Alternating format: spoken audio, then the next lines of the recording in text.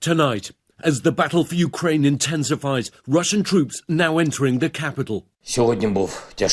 Moments ago, Ukrainian President Zelensky addressing his people in a defiant video from Kyiv, saying Russia will try to storm the capital tonight and that the night will be, quote, tough. Authorities have handed out 18,000 weapons to civilians to help in the fight, and residents were told to make Molotov cocktails.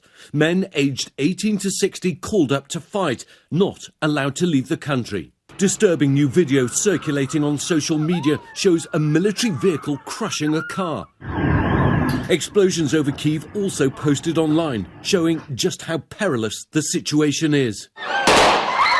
At a Kyiv train station today, gunfire heard as crowds trying to flee the city force their way onto trains.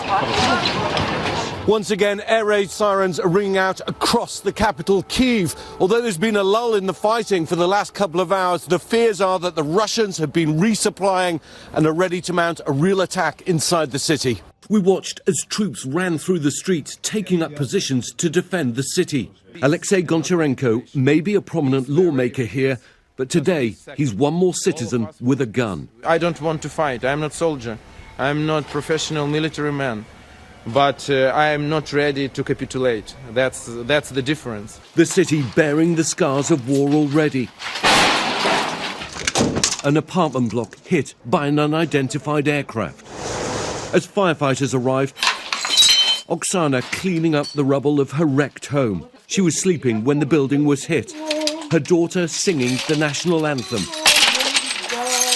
Through tears, saying simply, "Long live Ukraine." Intense battles are raging across the country tonight as Ukrainian fighters offer stiff resistance to the more powerful Russian forces. In southern Ukraine, around the city of Kherson, Russian fighter jets could be seen coming in low on their bombing runs. Also in the south, video posted on social media from Sumy showing fierce clashes. In Kharkiv, the country's second largest city today, the Ukrainian army digging in to defend as missiles hit and Russian forces advance. And this incredible video of a driver swerving to avoid exploding rounds falling around the vehicle. Casualties are rising, among them 13 Ukrainian defenders on a Black Sea island. They refused to surrender to a Russian warship and reportedly responded with an expletive when the Russians told them to surrender. Tonight, Zelensky says they'll receive the honour of Ukraine. The NATO alliance is activating its rapid response force for the first time in a defensive role in Europe. Up to 40,000 troops will bolster allied countries close to Russia and Ukraine.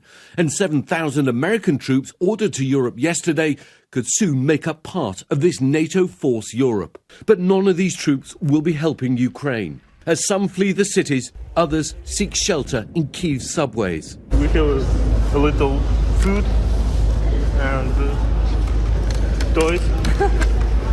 And I hope one day, one night, but if so, we can stay there a long time. And some are seeking safety in houses of worship.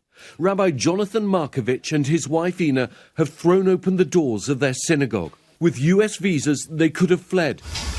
But Ina made a promise to a 104-year-old Holocaust survivor. Will you stay here with me? I fought the Nazis, and I don't know what's coming. Oh, wow. She's 104 years old. So she's lived through the Nazis, yes. And now she's afraid of the Russians.